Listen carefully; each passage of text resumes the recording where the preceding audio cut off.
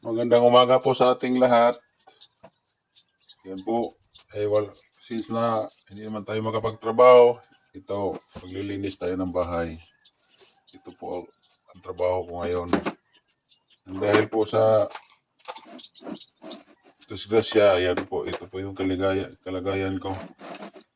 Pakinding-kinding na lang po para makatulong naman sa bahay. At wala nga tayong trabaho, maglilinis tayo. Kaya ang ginawa ko, nag-install po ako ng salamin at saka yung relo. Pagkatapos po ay naglilinis ang kalat-kalat sa sulok. Natanggal ko. Tapos magwawalis po ako dyan. Ayan po, para man lang makatulong tayo. Kahit medyo may masakit pa siya, pero okay lang naman, makakilos pa rin. Basta huwag lang masaga yung sugat. Hirap pagka ganito palang kaligayan. Ang hirap kumilos. Basta gusto mong tumulong sa pamilya, o ikaw mismo yung magpo-provide para sa pamilya. Ngayon, ikaw na tuloy yung nakatambay lang. Parang nagigilty ka sa sarili mo pagka ganito ang pangyayari. Ayan po, aksidente nga. Natin alam kung kailan darating. Ayan nga. Ayan kasi pag walang trabaho, nakakapagod sa katawan. Sanay po kasi ako sa trabaho. Although na hindi naman tayo nakapasok sa trabaho, magandang trabaho, meron naman paraan para kumita rin tayo. Meron naman pagkakita na tricycle kung walang ibang hanap buhay. Hindi sa tricycle, mayroon din akong maghakot din ako ng buhangin. Kukuha sa ilog ng buhangin. May chariot din naman ako. Sa awa ng Diyos, ay natapos ko na yung chariot ko. Hulugan ko lang po yun. Pero sa ngayon nga, madami kami ngayong utang. Kasi itong bahay at lupa namin, yung ginamit namin dito, utang to eh. Kaya namumblima ako ngayon. Kasi yung misis ko, wala nang susulduhin, wala nang sasahurin. Meron naman, pero kung hindi sapat, magkano lang. 5,000 na lang ang natira niya sa isang buwan, hindi 2 to 5 na lang bawat kinsinas. Kaya nga eh, sana gumaling na ako. Problema, pabalik-balik tong sugat ko. Nung isang araw, hindi na to namaga. Ngayon, namaga na naman. Pinilit ko kasing iapak para pinapractice ko lang po para makalakad agad, para makatulong naman. Kaya lang, ito, namaga tuloy. 4 na araw na namaga. Natatakot ako nito, baka may infection to. Wala naman kami pambili ngayong gamot. Ay, wala eh, balot na sa utang. Kaya, sana naman gumaling na ito. Para makapagtrabaho naman tayo. Ayan po, nilinisan ko yung mga kalat dyan. Tsaka, hindi na sila makapaglinis, gawang nagmamadali na sila at nandito naman ako. Okay lang.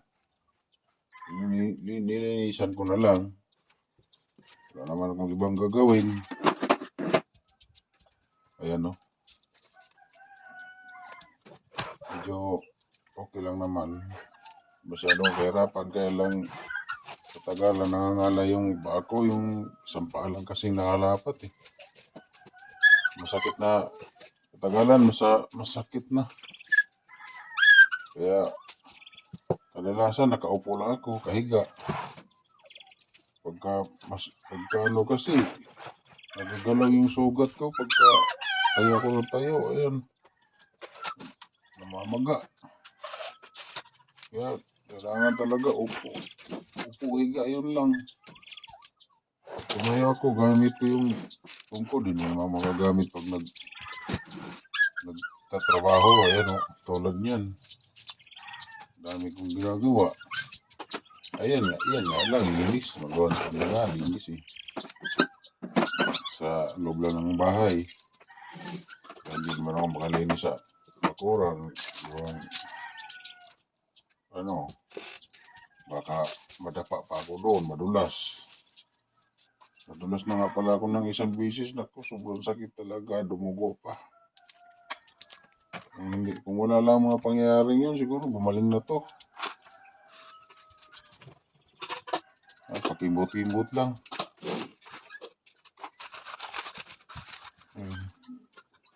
Grabe talaga tong pagsubok sa buhay. Pagsubok sa buhay ko. Ayan o, pagkatapos ng pagwawalis ko, ayan, nilinisan ko yung sugat ko. Ayan po, kita nyo, magang maga pa. Ayan, ang hinuhugas ko pala dyan yung pinakuluan dahon ng bayabas. Ayan, tinatanggal ko yung mga mga naiiwan yung mga nilagay kong kamot. Yung ointment. Ayan. Maganda pala ang bayabas guy. Parang ano siya, yung anesthesia. Namamanhid yung sugat mo pagka binuhusan mo ng bayabas, yung pinakuluang bayabas. Parang hindi mo maramdaman yung sakit pagka nasagi. Yung sa bandang labas nga lang, pero sa loob, siyempre masakit. Kasi sa labas lang ang nilagyan ng tubig. Yan. Pupunasan ko yan, tatanggalin ko yung may mga nana sa sugat. Ayan. Medyo hindi naman siya sariwan ang sugat, kaya lang dahil sa mataas ang sugar ko, yan, tagal gumaling at saka kasi napwersa. Hindi ko na yata pipirsahin kasi yun nga, imbis na gagaling na, tagalan patuloy. Ayan. Linis-linis hanggang sa matanggal yung mga lamog-lamog dyan, yung mga nana. Tapos lalagyan ko yan ng betadine. Ayan, punas-punas muna. Maglalagay na ako dyan ng betadine. Ganun ko kahirap pagka may sakit, may ganito kang klaseng sa paa. Ang hirap magtrabaho, mas maganda pa yata sa kamay. Kasi makapagtrabaho ka pa. Isang kamay lang. Makalakad ka pa ng maayos. Makabitbit ka pa kung anong bitbitin. Pero itong paa, ang hirap magbitbit. Patalon-talon ka lang. Kasi pag nagbitbit ka na may tungkod, hindi mo naman mahawakan yung tungkod. Ano? Yan. Nilagyan ko ng betadine. Nakalimutan ko palang buhusan ng puntusan. Yung puntusan po yung pangpaalsa ng laman, yung pagkakaroon ng laman sa mga bahaging malalim-lalim, yung mga parting may lalim-lalim. Yan, ang laman po niyan ay tutubo. Yung po sabi ng doktor, para magkalaman yung sugat. Para hindi siya magkanana. Para, lang po, medyo may nana, pero parang tubig-tubig lang. Ayan, yan po, yan yung puntusan. pampaalsa daw ng laman. Kumbaga, yung mga malalim na parte dyan, magkalaman. Ayan. Hindi naman siya mapti. Malamig nga po dyan sa sugat eh. Masarap sa pakiramdam pag binuhusan mo ng ganyan. Pati po yung dextrose. Yung una kasi dextrose yung nilagay ko. Yung una yung ganyan. Pero mas mura kasi yung dextrose. Yun kasi mahal eh. 1,000 po yan. Dextrose, 300 plus lang eh. Yan eh. Ano lang yata to, 500 ml lang yata to. 350 ml nga lang eh. 1,000 po ang presyo nito. Kaya sobrang mahal, kaya tinipid ko. In-alternate ko po sa dextrose. Yung dextrose kasi yung malamig sa sugat. Malamig din yung ito naman hindi ganong kalamigan. Kaya lang mayroon siyang effect yung pampaalsa ng laman. So guys, ingat-ingat po tayo sa disgrasya. Disgrasya po kanyan sa tricycle. Naipit sa bato. Gawang yung engine brake na namatay yung engine brake. Pag baba ko dun sa kalsadang sobra talagang pababa. Bumakante yung hulihan. Umangat ng konti. Ayun, patay yung engine brake. Pag patay sa engine brake, ako, pados-os na, pababa. Muntik na nga akong tumaob nito eh. Kaya lang, binitawan ko yung handbrake. Kaya, niliko ko na lang. Baka makadali pa ako doon sa baba. Ng tao, ako pa yung mamatay doon kasi highway yun doon. Kaya, papunta ako sa bahayan. Ang ginawa ko, ayan, nilihis ko na lang sa gilid. Ayun, sa pool, sa bato.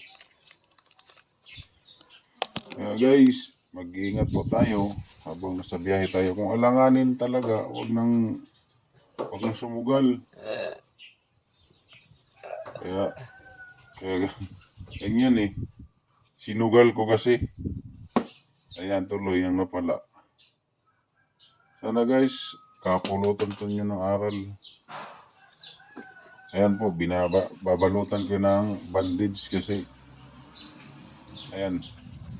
Lagyan ko ng pad para babalutan ko siya ng bandage. Para pagka na-expose kasi, mainit sa sugat. Parang namamaga pagka-expose. Kaya babalutan mo ng bandage. Para hindi siya mainit. So ayun lang guys. Maraming salamat po sa panonood. Unang vlog lang po ito sa taong 2024. Salamat guys!